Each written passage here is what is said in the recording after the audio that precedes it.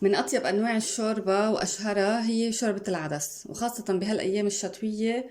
وكمان هي مثل ما بيقولوا الراعي الرسمي لسفرة رمضان. حضرت لكم إياها بمكون واحد بس اللي هو العدس.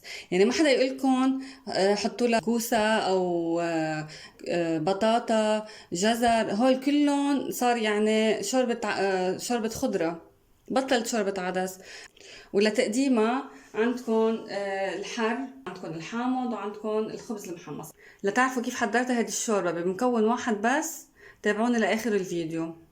أول شي بدنا نجيب بصلة وسط ونقطعها ناعم. بطنجرة نظيفة بنحطها على النار وبنحط فيها زيت وبنبلش نقلب البصلة اللي قصيناها اللي قطعناها. بنبلش نقلبها. بهالوقت أنا بدي أحط كباية عدس أحمر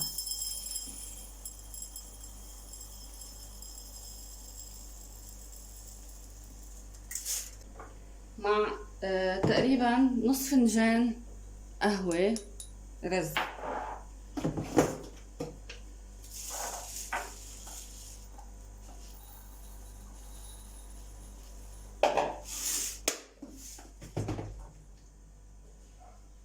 لكن حطينا كباية كاملة عدس أحمر، ونص أو 3/4 حسب الرز اللي عندكم رز. بدي أحطهم بجاط وبدي أغسلهم عبال ما تتقلب البصلة.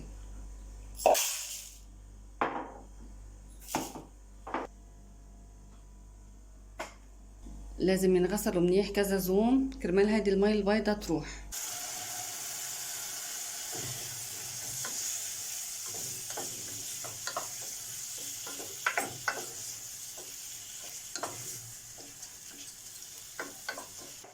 قلبتهم شوي مع البصلة.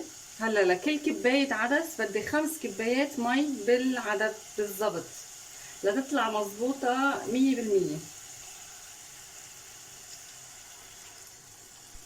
حطيت لها 5 كبايات، وهلا بدي احط لها الملح. عندي معلقة ونص ملح، معلقة كمون، اكيد نحن عم نحكي بمعلقة صغيرة، وعندي ربع معلقة صغيرة كركم او عقدة صفراء. هيدي كرمال تعطيها اللون الاصفر الحلو للشوربة. يعني لا بحاجة لا كوسة ولا بطاطا ولا هالخضرة كلها كرمال تعطيها لون.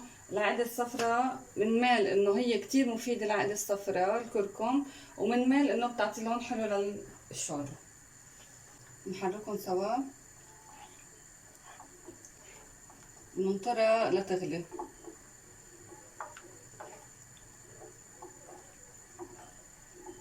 صدقوني أطيب شوربة عدس تساووا، حتدعولي كمان.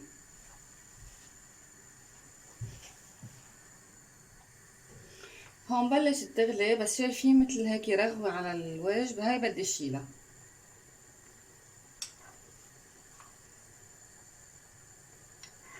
وبس شيل هاي الرغوة بدي وطي النار على الآخر وغطيها وخليها تستوي على نار واطية جدا.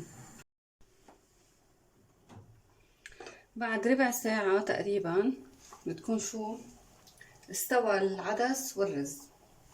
بدنا نطفي تحتها ونحركها منيح، لأنه شو بدنا نعمل هلا يا حلوين؟ بدنا نطحنها على الهاند بلاندر، بس بنحركها منيح أحسن ما يكون على القنشة من تحت. أساسا إنه بهالربع ساعة ما بتتركوها على النار لحالها، يعني هيك يعني بضلكم انتو تحركوها، ما تتركوها كتير يعني بلا تحريك. يعني بدي اطحنها، بس انتبهوا لأنها سخنة بعدها، فانتبهوا ما تطرطش عليكم أو تأذيكم يعني.